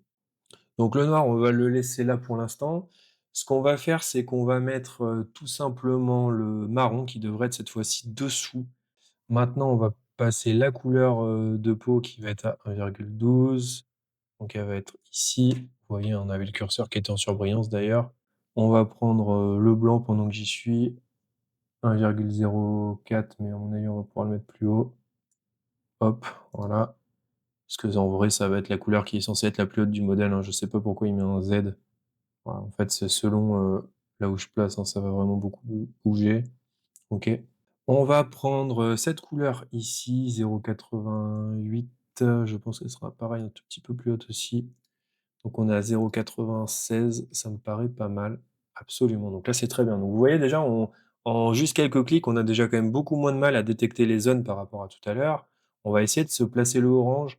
Pour récupérer les couleurs, vous pouvez zoomer aussi avec la molette, déplacer le cadre avec, le clic gauche. Là, on va aller récupérer ce orange ici en particulier, qu'on va mettre, je pense, par là, dans un premier temps. On va le placer là. Je pense que ça sera pas mal. Voilà. On fait un petit reset view. Ici, maintenant, vous voyez, on commence à être pas trop mal. On va prendre cette couleur encore qui manque, 1,52. Hop, je vois pas le surbrillance, donc je pense que c'est là. 18, 1,52. On commence à être pas mal, hein. On va finir par s'approcher. Vous voyez comme quoi le mode color match est beaucoup plus adapté pour cette image comparé aux autres modes qu'on a testés juste avant. Là, ça nous fait déjà pas mal de filaments, 3, 6, 8, c'est quand même pas mal. Ce qui veut dire que vous avez besoin de 2 appareils multicouleurs, donc des CFS ou AMS, pour faire le travail, à moins, comme je disais tout à l'heure, de faire des pauses. Donc ça peut aller très, très vite quand même et ça peut être assez fastidieux de changer des couleurs manuellement, donc faut l'avoir en tête. Donc à ce niveau-là, vous pouvez presque vous arrêter. Ce que je veux vous montrer ici, c'est, des options qui vont peut-être pouvoir nous permettre d'adapter un petit peu ce qu'on peut voir dans le visage. Là, typiquement, vous voyez, c'est vraiment pas top, c'est pas nickel. Il y a quand même beaucoup de couleurs qu'on voit dans l'épaisseur et qui ont du mal finalement à être détectées. La plupart du temps, au color match, je vous conseille d'utiliser soit le mode fast, soit moderate. On va essayer ensemble. Donc vous voyez, on est passé de ça, sans avoir enlevé, ces espèces de pics. Si on fait fast, on passe à ça. Moderate, on a toujours le bleu, mais en réalité, peut-être qu'on pourra l'enlever. On va dézoomer un tout petit peu pour voir. Je pense que le fast ici, ouais, ça sera pas mal. On a déjà beaucoup plus le noir pour contraster, donc on va rester en fast. On va laisser ici un 6. Donc là, c'est vraiment dommage pour le visage et on va pas arriver à aller au bout. En tout cas, c'est un petit peu mieux que ce qu'on a vu, juste avant. Et il y a encore ici tout le bâton. Vraiment, vous voyez, si on veut être fidèle, on va essayer de prendre cette couleur ici. Donc 0,96, on va essayer de la placer. Donc là, on est en surbrillance là. Là, c'est pas mal, vous voyez, on a déjà aussi tout le bâton. On a tout le bâton ici qu'on va aussi travailler. On va prendre la couleur la plus foncée, simplement parce que là, le clair, on l'a déjà. Quand vous regardez l'image, on va prendre à 1,2. Hop, vous voyez, c'est en surbrillance, on le fait basculer ici. Et là, vraiment, on commence à être quand même sacrément pas mal. Une fois que vous êtes satisfait de votre, mesh core, donc de votre maillage ici, ça va être une partie qui va être assez compliquée parce qu'il va falloir tout transférer de l'autre côté. On va transférer toutes les couleurs du mesh vers le color core, donc vous avez ce raccourci ici qui va vous permettre, voilà, de tout remettre. Si vous passez ici finalement d'un mode à l'autre, vous avez la même visualisation, OK? Par contre, à ce niveau-là, vous avez super bien bossé, mais vous n'avez sûrement pas les bonnes couleurs dans votre atelier. Donc ça, c'est vraiment très galère. Je vais vous prendre l'exemple, par exemple, sur, le blanc ici. Si je prends la couleur la plus proche, on va avoir du bamboula mat, ivory white, jade, white et cetera. Ce qui est important, c'est que vous voyez qu'on a un TD de 1. Typiquement, si on prend quelque chose qui va avoir un TD plus haut, on va tout simplement avoir une couleur qui sera plus aussi blanche. On aura encore un dégradé finalement de la couche d'avant. Je vais le simplifier comme ça. À l'inverse, si vous prenez par contre un TD qui va être à 0,5 ici, si vous prenez le Polylight Pro, vous allez bien être sur ce blanc-là. Moi, malheureusement, j'ai pas ce blanc, donc je suis hyper embêté. J'ai très probablement le blanc de bambou, mais j'ai sûrement le Cotton White. sur lequel on pourra quand même peut-être faire quelque chose. Il se rapproche un petit peu plus de 1. C'est pas blanc, c'est un peu dommage. On va continuer. Donc l'idée vraiment, c'est que je vous passe toutes les couleurs et qu'on essaye de trouver avec ce que j'ai en stock les meilleurs compromis.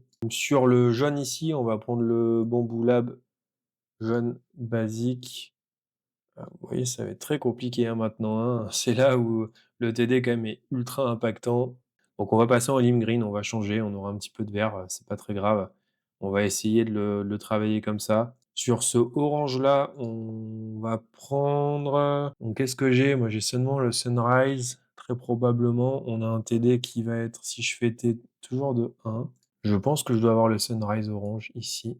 Du coup, la couleur de fond bleu, bah, alors, je vais quand même bouger encore ça puisqu'on ne voit pas. Hop. On est toujours sur un TD de 1. Ah non, de 3 cette fois, merci. Ça change un petit peu. Donc si on est en 3, j'ai très probablement le Ice Blue ou le cyan. Je pense que le cyan probablement, hop. Ah, le cyan peut être pas mal, hein, pour bien contraster. Ça va faire ressortir aussi un petit peu les autres couleurs. Si je teste à la place le Ice Blue, hop, que je remets là où c'était. Ah ouais, non, c'est beaucoup trop clair. Rien à voir. Donc on va rester sur le cyan, ça je suis sûr d'en avoir. Donc vous voyez, on arrive un petit peu à se dépatouiller, même si c'est difficile. Donc ici, pour le gris, j'ai pris le Bamboo Lab Matte, le H Grey à 1,5 en TD. Au niveau du 13 pour la peau, ça va être très probablement encore le Peanut qu'on va prendre. Pas du tout. OK.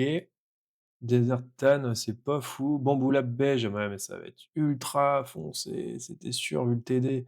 Le TD est énorme! Ah vraiment la couleur qui irait bien très probablement, ce serait peut-être un Bone White très probablement. Ouais et encore, hein, c'est compliqué donc on va rester en peanut. Mais le peanut, ça va être, ouais c'est pas fou, hein. On reviendra juste sur cette couleur après, on va finir le reste. Il y avait le marron. On va prendre le donc on doit avoir un TD qui est de 1, toujours pareil. Je dois avoir le Army Brown, mais là, c'est pareil, ça va être, ah ouais, non, ça va. Ah ouais, non, ça va, le Army Brown, OK, c'est plutôt pas mal et sur le noir, on va prendre le Creality Hyper Black, ça, c'est celui que j'ai, donc ça, c'est plutôt OK et ici, on va prendre, du coup, pour, la dernière couleur, c'était un TD de 1 pareil. Ah magenta, il va être éclaté celui-là. En vrai, c'est pas trop mal, la seule chose qui est chiant, c'est cette couleur de peau ici. Sinon, honnêtement, le reste du modèle, c'est plutôt OK, hein. Tout ça quand même pour vous montrer que c'est pas si facile que ça à faire. Vous avez vu qu'on était très, très proche quand même sur le mesh. C'était vraiment, très simple à travailler. On est assez vite arrivé à l'image de fin, donc moi, j'en étais très content. Donc par contre, après, on va clairement galérer pour retrouver les bonnes couleurs par rapport aux couleurs de mesh, surtout quand vous avez autant de couleurs de ce type-là. Allez, maintenant pour ce dernier exemple, je vous propose qu'on travaille ensemble une photo réelle. Ici, si vous suivez la chaîne, vous reconnaîtrez une partie d'une des vidéos que j'avais tournées.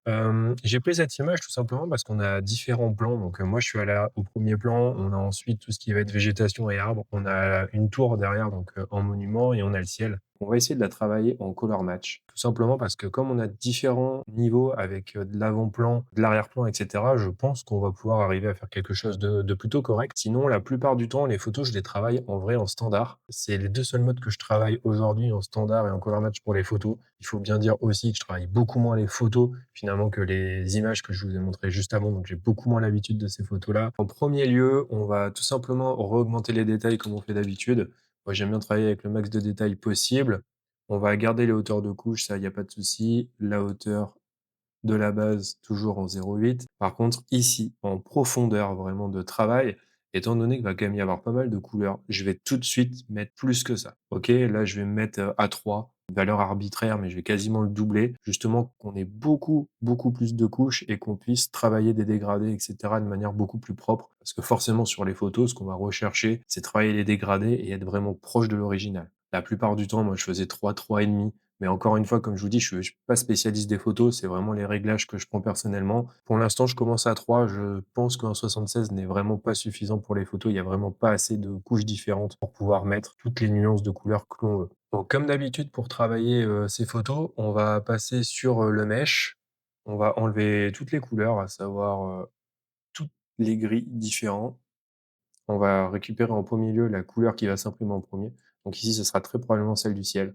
Donc pour les photos, encore plus que pour les images, il va vraiment falloir zoomer pour aller récupérer les différentes teintes.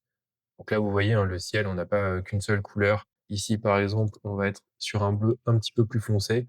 Donc voilà, il va falloir jouer, avec ça. Moi, ce que je propose, c'est de prendre déjà cette couleur. Donc on fait toujours le contrôle-clic gauche et on la passe, dans la partie qui va être en surbrillance. On va récupérer ce vert derrière, assez clair, qui va être dans la végétation. Alors c'est pareil, il y a beaucoup de couleurs, hein, dans de la végétation. Vous avez très probablement du vert, un peu de marron, un peu d'orange de temps en temps. Vous avez beaucoup de nuances, donc on va déjà prendre quelque chose d'assez clair. Voilà. Je vais prendre aussi mes sliders comme d'habitude, hein. Je suis vraiment désolé, mais moi j'avoue que sans ça, j'ai vraiment beaucoup, beaucoup de mal à travailler. On a un petit peu de noir forcément. On va essayer de prendre la couleur qui est sur ces branches ici, 0,96. On va la mettre ici. Voilà, donc déjà on voit apparaître un petit peu. On va aussi essayer de prendre la couleur là où je suis, ça pourra servir. On va essayer de prendre une couleur de peau, bien évidemment. Bon, le noir, on va le repasser au-dessus, vraiment pour avoir les contrastes au niveau du perso. On va repasser le noir au-dessus parce que sinon ça va être compliqué pour l'instant. Voilà, peu importe, hein, j'ai mis une, valeur arbitraire. On a déjà des contours qui se dessinent, on a des couleurs qui sont un petit peu posées, on a du vert dans la tour, c'est pas du tout ce qu'on veut. On va essayer de prendre une couleur spécifique à la tour. OK, c'est peut-être un peu mieux déjà comme ça. Donc faut qu'on rebouge un petit peu les couleurs. Là, vous voyez, en jouant un petit peu sur le gris, là, au niveau de mon polo, déjà un petit peu mieux. Je pense comme ça, on voit le scanner, c'est déjà pas mal. Donc là, ce que vous pouvez voir maintenant, si je me mets sur cette hauteur de couche ici, vous voyez sur l'image à gauche, on a toute une partie en surbrillance. C'est-à-dire qu'à cette hauteur de couche-là, la couleur prendra tous ces éléments. Et c'est là où c'est compliqué. Vous voyez, on a de la végétation, on a ma peau sur mon bras gauche, on a mon visage, on a la végétation derrière. Donc vraiment tout ça, c'est extrêmement difficile à travailler. On va essayer de remettre, de la couleur végétation vraiment au plus clair. Je sais pas si ça sera la meilleure, mais on va essayer. Il faudrait que je repasse ma couleur de gris par-dessus pour le polo. C'est un petit peu mieux, vous voyez là, si je refais ça. On a le bleu qui est un petit peu trop clair. On a honnêtement, ces arbres ici, c'est pas mal, en vrai. On a bien, les ombres et cetera. C'est pas exactement la même couleur, mais c'est pas dégueu. La tour est pas dégueu non plus. C'est plutôt la ce qui me pose problème, c'est plutôt la végétation en arrière-plan ici et celle de devant qui ressort pas assez. Forcément aussi au niveau du personnage, au niveau de la peau, la teinte est vraiment pas extra. Ce qui va être aussi compliqué ici, c'est que vous voyez on a exactement 3, 6, 9 couleurs. Bon, je compte pas le noir, mais grosso modo sur 8 couleurs, on est sur 15 couches et ça, c'est extrêmement compliqué à travailler. Ce qui est sûr, c'est qu'il y a encore trop de noir ici, là, tant que je le vois, on va passer là, on va prendre un espèce de marron, 1,52 voilà, qui sera juste au-dessus du noir. Donc ici, celui qui s'est rajouté, on va juste remettre l'image. Pour les photos, vous serez vraiment obligé, assez souvent de rattraper, les couleurs en bougeant les télés. Je pense que c'est ce qu'on va essayer pour, différentes couleurs pour arriver à rattraper un petit peu. Donc là, sur ce marron-là, j'aimerais qu'il soit aussi un petit peu plus clair. Ça va contraster un petit peu, parce que là, si je le remets bon, je préfère aussi à 0,5 plutôt que 2. On va surtout, reprendre le vert. Alors vous pouvez le changer aussi très facilement dans les sliders, hein. C'est pour ça que j'aime beaucoup aussi, cette visualisation. On va passer aussi sur un TD de 0,5. Hop, si j'arrive à le mettre, voilà. Donc voilà, avec les TD, ça me semble déjà un tout petit peu mieux. On n'a toujours pas le gris du t-shirt qui est OK, on n'a toujours pas ma peau qui est OK. Tout le reste commence à ressembler, approximativement. C'est vraiment difficile, hein, de travailler ces photos, hein, vous le voyez et cette fois-ci, j'arrive à 10 couleurs. Même si j'ai beaucoup de difficultés à reproduire l'image, vous voyez qu'on s'approche, de plus en plus. Je vais m'arrêter, je pense, ici pour le tuto parce que sinon, je pense que pour une image comme ça, je mettrais bien 1 heure à mon avis, hein, à travailler. Je pensais pas que ça serait aussi long. En tout cas, ce qui est sûr, c'est que vous avez vu la méthodologie. Encore une fois, c'est pareil que tout à l'heure sur Color Match. On vient prendre les couleurs de l'image, les faire basculer dans son Meshcore, et cetera, jusqu'à ce qu'on soit satisfait du résultat. Et ensuite, comme d'habitude, vous aurez plus qu'à retravailler l'image de base. Vous faites basculer vos couleurs avec ce petit onglet et après vous irez chercher dans votre, bibliothèque les filaments les plus proches. Je me mets ici, donc pour le noir, voilà, il m'en a proposé certains. Vous appuyez sur T comme d'habitude pour voir le TD qui est à 0,8 et vous prenez quelque chose qui s'approche que vous avez dans votre bibliothèque. Donc là, par exemple, le charcoal black. Contrôle, clic gauche, on vient faire glisser. Voilà. Et maintenant, je vous propose qu'on passe à la préparation des fichiers STL dans le slicer pour voir justement comment on peut l'imprimer à partir de Creality Print, d'Orca Slicer, Bamboo Studio, etc. On va maintenant passer à la préparation des modèles que l'on a exportés avec QForge. Vous avez juste à importer votre modèle dans votre slicer. Ici, j'ai pris Creality Print tout simplement parce que j'avais déjà travaillé sur Bamboo Studio et Orca Slicer, donc je voulais essayer autre chose. Et surtout, vous avez d'autres vidéos que j'ai fait sur la chaîne de tutoriel UForge que je vous mets aussi dans les liens utiles en description de la vidéo, où vous pouvez retrouver quasiment la même chose sur Bamboo Studio et Orca Slicer. Je vais reprendre le fichier describe que UForge nous a généré. Donc c'est le fichier de description qui va vous dire exactement ce qu'on doit faire. Donc je le mets en grand ici. On a une impression qui va devoir être faite à 100% de remplissage en motif rectiligne, donc ça je vais vous montrer juste après, et avec des hauteurs de couche de 0,08 mm et pour une base à 0,16 mm. C'est exactement les paramètres que l'on a mis dans l'UForge, et donc il faut les reporter dans le slicer pour pouvoir avoir in fine une image qui correspond à ce qu'on a fait dans UForge. Vous avez la taille du modèle, etc. Et on a les filaments, j'y reviendrai juste après. Donc là, déjà, on va commencer par faire ce remplissage à 100% avec des hauteurs de couche à 0,08 et 0,16 mm. Bien évidemment, on va prendre un profil à 0,08 sur la K2, comme je vous le disais. On a une hauteur de couche de base à 0,16 mm, etc. Tout le reste, ici, que vous avez vraiment les paramètres avancés, je les balaye avec vous quand même au cas où, mais il n'y a absolument rien d'autre à changer. En passant sur onglet solidité, on va laisser le nombre de parois à 1. De toute façon, on n'a pas besoin de rigidité et c'est pas ce qui va donner la structure au modèle. On va aussi changer le remplissage. Alors, il est déjà à 100%, donc ça, c'est très bon. S'il est plus bas, surtout, mettez-le à 100% et le motif de remplissage en rectiligne. Donc, tout ça, c'est OK, vous pouvez le laisser comme ça. Ici, c'est vraiment très important de garder cette densité de remplissage de 100%, tout simplement parce que, comme je vous l'ai expliqué tout à l'heure, la distance de transmission, donc le TD des filaments, c'est justement l'épaisseur qu'il faut pour bloquer 99% de la lumière, mais c'est une épaisseur de couche solide, c'est-à-dire c'est vraiment de la couche pleine. Donc si vous faites des remplissages différents, etc., vous n'aurez pas du tout la nuance de couleur et les jeux de couleurs que vous avez mis. En tout cas, ça apparaîtra pas de la même façon au niveau de l'impression. Donc vous êtes vraiment obligé de faire ce remplissage de 100%. Tout le reste, vous n'avez pas besoin d'y toucher. Ensuite, au niveau de la vitesse, vous pouvez laisser par défaut, je fais confiance au logiciel. Les supports, il n'y en a pas besoin. Le multifilament tour de purge, ne l'activez pas, c'est absolument pas nécessaire. Les transitions du coup entre les couleurs seront naturellement dans le tableau. Il n'y a aucun problème à ce niveau-là. On va commencer par faire un aperçu du modèle. Donc là, on va rentrer déjà tous les filaments qu'on a indiqués tout à l'heure sur UForge. Donc vous voyez, on a de l'Army Brown, l'Hyper Black, le Magenta, le Peanut, etc. Je vous passe la liste. Mais au total, il y a vraiment 9 filaments. Il va falloir déterminer des changements à ces différentes couches, donc 9, 10, 11, 12, etc. Donc ça, je vais vous montrer. La première chose à faire, c'est bien évidemment de mettre 9 filaments. On va tout mettre en générique ici. Je vais accélérer un petit peu à la vidéo. Voilà, donc là, je viens de placer mes 9 couleurs. Ce qui est important, c'est qu'on va commencer par le brown, mais je pense que c'est détecté.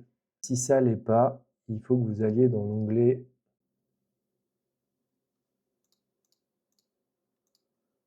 Hop. Donc maintenant, on va indiquer les changements de filament en suivant exactement les instructions qu'il nous met. Donc là, il faut me faire confiance. Je vais les changer, je vais vous montrer directement. On va commencer par changer à 9. Donc tout simplement, ici, on va lui indiquer un changement de filament en noir. À la couche 10, on va recommencer en Army Brown. À 11, on va passer en Magenta. À 12, ça va être le Peanut, donc c'est le 4. Voilà. À 14, on va avoir le H-Grey. Le 5. Ici, on va avoir le cyan. En 17, on va passer en orange et ainsi de suite. Le lime green. Et le cotton white. Donc vous n'avez plus qu'à reslicer. On a fait tous les changements de couleurs différents et on devrait arriver sur cette image-là. Donc bien évidemment, ce que vous pouvez faire aussi, c'est regarder au niveau du cadre. À partir de là, on se rend compte grosso modo, je vais essayer de le passer en direct. Donc il faut regarder au niveau de la jupe de Nami. Vous voyez qu'en gros, à partir de là, tout ça, ça va être fait pour créer le cadre. On le voit monter là typiquement. Donc si vous voulez changer la couleur aussi du cadre, là vous voyez on est blanc, je vais le redescendre un tout petit peu, par exemple à 27, hein, mais c'est aléatoire, vous prenez la couleur que vous voulez. Je peux passer du noir, voilà, donc on sera normalement noir. Et donc si je redécoupe le modèle, cette fois-ci vous aurez une bordure qui devrait être noire. Voilà, ça c'est exactement la manière qu'il faudra utiliser pour vous si vous voulez changer la couleur de votre bordure. Moi je vais la laisser en blanche, donc je vais enlever ce changement de filament ici, tout simplement parce que bah, j'aime bien les modèles avec la bordure blanche. À cette étape-là, le modèle est juste prêt à être imprimé. Vous n'avez plus qu'à insérer toutes vos couleurs dans les systèmes multicouleurs, etc. de vos imprimantes. Si bien évidemment vous n'avez pas de quoi les faire automatiquement avec 9 couleurs, on va pouvoir regarder pour faire des poses, par exemple, à ce niveau-là. Donc ce qu'il faudra faire, typiquement, ça va être la même façon pour les autres slicers, c'est que vous avez enlevé le changement de couleur que vous avez le dernier. Ok, donc là c'était le blanc. Et on va même enlever le lime green, tout simplement parce que moi, en fait, je ne peux mettre que cette couleur. J'en ai un où je dois changer le moteur. Et finalement, bah, j'ai plus que la place que pour cette couleur. Donc je vais vous le montrer avec 2 poses. Donc la dernière couleur que moi je vais imprimer, c'est du orange. Ok, tout simplement parce que je peux faire 1, 2, 3, 4, 5, 6 et 7 couleurs sur mes systèmes CFS. Donc pour pallier à ça et pour pouvoir imprimer les autres, il va falloir que je fasse des poses dans l'impression et que je change manuellement la couleur de orange qui est censée être ma dernière couche par les autres couleurs. Je vais faire une pause dans le G-code, ok. Donc mon imprimante s'arrêtera et je vais pouvoir changer la bobine manuellement. Comme en théorie les paramètres seront équivalents puisqu'on va imprimer du PLA, même si ça peut être des marques différentes, ça ne va pas changer grand chose au niveau de la qualité. Et du coup à 19, cette fois-ci, je fais bien le white. Voilà. Donc là, je mets encore une pause. Donc là, quand je vais slicer le modèle, forcément, je vais le repréparer. Ça va m'enlever le blanc que j'avais ici et une partie du lime green qui était sur les côtés. Mais c'est normal, vous inquiétez pas. Même si la visualisation ne sera pas bonne, il faudra bien évidemment faire vos changements manuellement. Là, ça ressemble à rien, mais comme je vous ai dit, il part du principe qu'on va imprimer le orange de la couche 17 à la fin, alors que ça ne sera absolument pas le cas. Ok. Ici, je sais, je vous ai montré quasiment le cas le plus horrible à préparer. C'était bien évidemment fait exprès, comme ça vous voyez un petit peu toutes les nuances qu'on peut retrouver. Ça sera la même chose encore une fois dans Bamboo Studio et dans Orca Slicer. Si jamais de toute façon vous galérez, n'hésitez pas à m'envoyer un petit message, soit dans les commentaires, soit sur Messenger ou autre. Je ferai le maximum pour vous aider et pour essayer de vous expliquer dans les autres slicers. On n'est qu'à 4h30 au niveau du temps d'impression, donc ça c'est plutôt chouette. Par contre, on peut encore diminuer ce temps d'impression, tout simplement parce que les premières couches qu'il va faire, si vous regardez ici la prévisualisation, jusqu'à 0,8 ici, c'est ce qu'on avait dit, c'était notre couleur de base. Il va imprimer à 0,08 du coup millimètre, donc la hauteur de couche. Donc il va faire beaucoup de couches et comme on a un remplissage solide, ça va prendre beaucoup de temps. Ce qu'on peut faire pour essayer un petit peu de changer ça, quand on est sur préparé, on va faire un clic droit ici. On va faire une modification de la plage de hauteur. Vous allez pouvoir, sur une plage de hauteur définie entre 0 et 0,8 mm, c'est exactement ici ce qu'on veut, tout simplement parce que c'est l'épaisseur du modèle qu'on a mis. Et là, ce qui nous arrange, c'est que 0,8 mm, et ben, tout simplement, c'est quoi? Ça va être un multiple de 0,2. Donc ça va nous permettre de faire exactement que 4 couches au lieu d'en faire 10.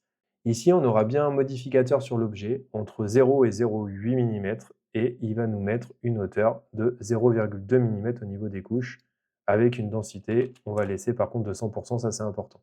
Et donc si je reviens sur mon modèle au total, il m'a bien gardé quand même sur le cumulé des hauteurs de couche de 0,08 avec des hauteurs de couche initiales de 0,16, mais ça pour le coup ça ne veut plus rien dire puisque de toute façon il va les changer avec le modificateur qu'on a rentré ici. Ça c'est quand même vraiment important à savoir puisque une fois que vous avez fait ça, on va faire l'aperçu et on devrait gagner un petit peu plus de temps d'impression. C'est vraiment pas le bon exemple sur ce tableau-là, j'avais pas fait le test avant. Et vous voyez, on a gagné grosso modo une dizaine de minutes, donc c'est vraiment pas énorme.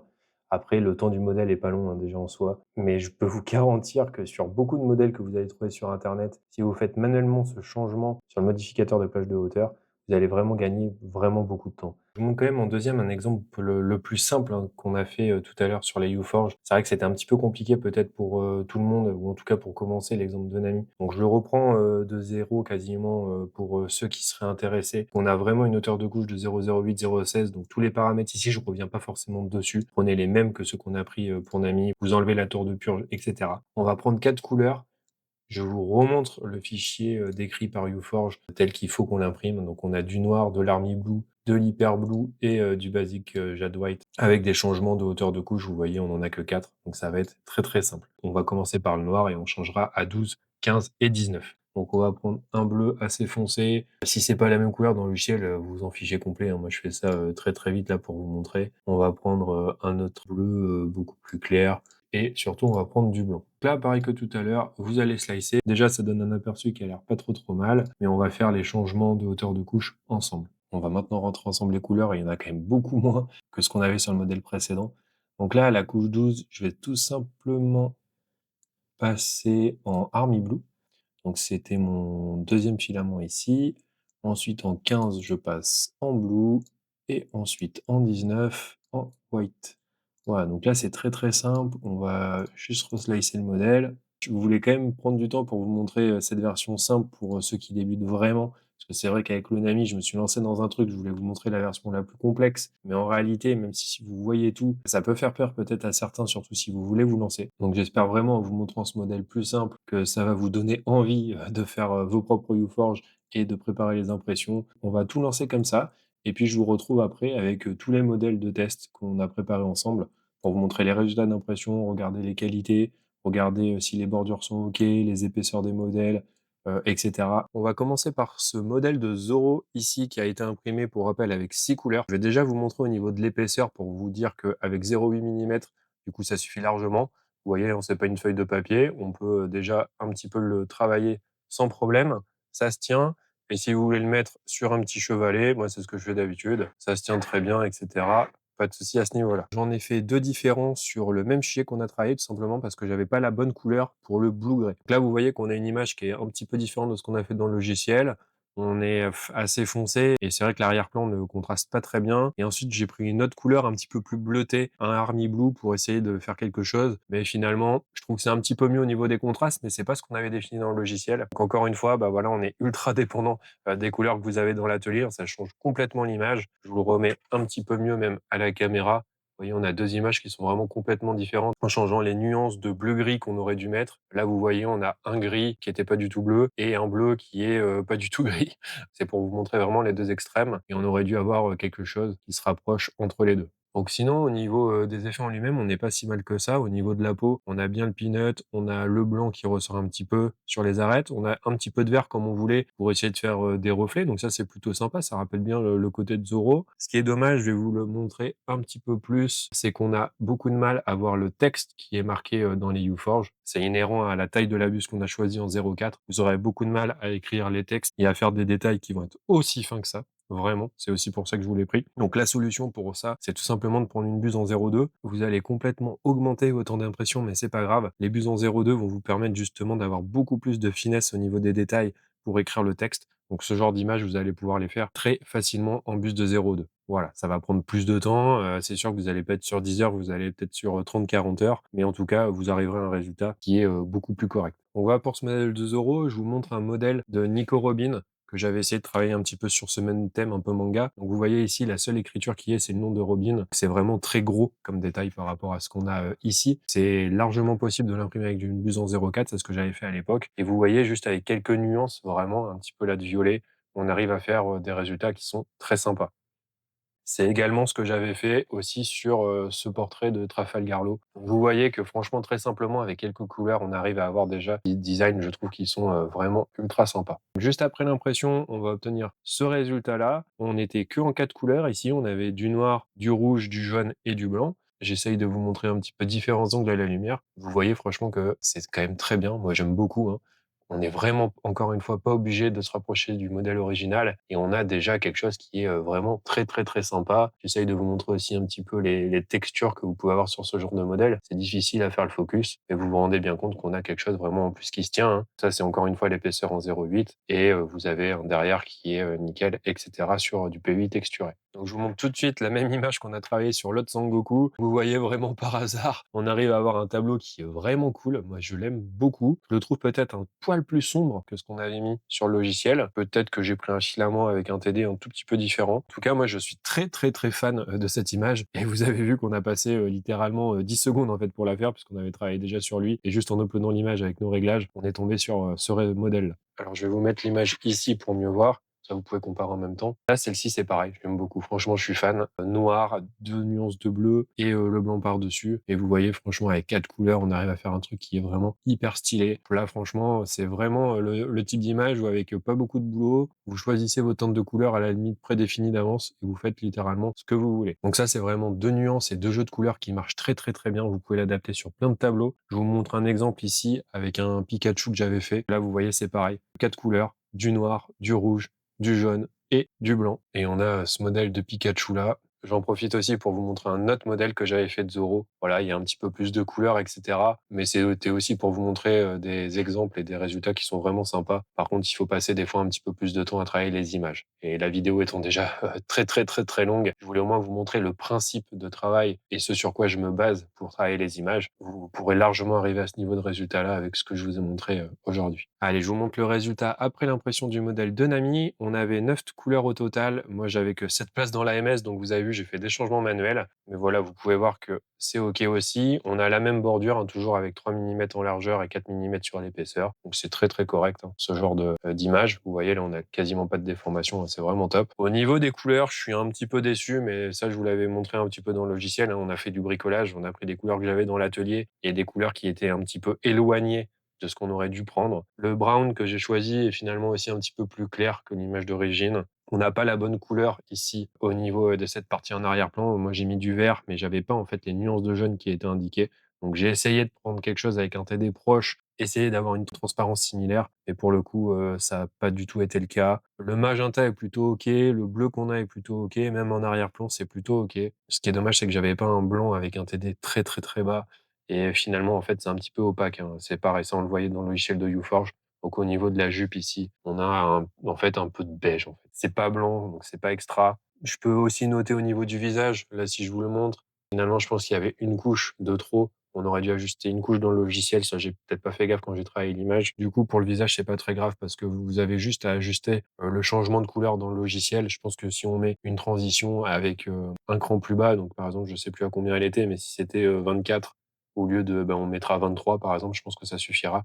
Donc ça, c'est pour vous montrer aussi que sur des images complexes là, vous serez peut-être obligé d'y revenir dans le logiciel de UForge pour essayer de la réadapter après la première impression, hein, parce qu'on avait quand même 9 couleurs, hein, ça fait beaucoup, beaucoup, beaucoup de couleurs à travailler pour ce genre d'image. On a passé du temps dessus et le résultat est finalement, c'est vrai, décevant pour le temps investi. Mais clairement, là, si on repasse seulement quelques minutes dessus et surtout que j'achète les bonnes couleurs de filament qu'il nous faut, le résultat sera excellent, hein. Donc le deuxième, vraiment, c'est la même chose. C'est juste que j'ai essayé de remplacer le lime green qu'on avait mis par du jaune. Bah, finalement, ça donne le même effet. C'est vraiment pas mieux. On a un tout petit peu moins les artefacts dans le visage. Sinon, les deux images sont quand même très, très similaires. J'ai juste essayé comme ça. Mais clairement, quand vous voyez ce genre de résultat et que vous analysez un petit peu de tableau, ça vous permet de voir les couleurs qui sont bien positionnées, celles qui ne le sont pas, et après de pouvoir adapter dans le logiciel UForge. Encore une fois, pas d'inquiétude, le résultat est un peu décevant, c'est vrai, par rapport à ce qu'on a fait, mais n'oubliez pas qu'on a travaillé avec des filaments que j'avais à l'atelier et pas les filaments réels qui étaient adaptés pour l'image. Et voilà, vous maîtrisez désormais toutes les bases pour créer des œuvres d'art avec UForge. Si la vidéo vous a plu, pensez à la liker et à partager. Et bien évidemment, si vous venez de découvrir la chaîne, n'hésitez pas à vous abonner. Il y a plein de tutoriels, d'astuces et de projets cool autour de l'impression 3D. Je vous remercie d'avoir suivi la vidéo jusqu'au bout. J'espère vraiment que ça vous a donné envie de vous lancer sur ce logiciel ou de recommencer si vous aviez arrêté avec les différentes mises à jour. C'était Boris et je vous dis à la prochaine pour de nouvelles aventures. Allez, salut!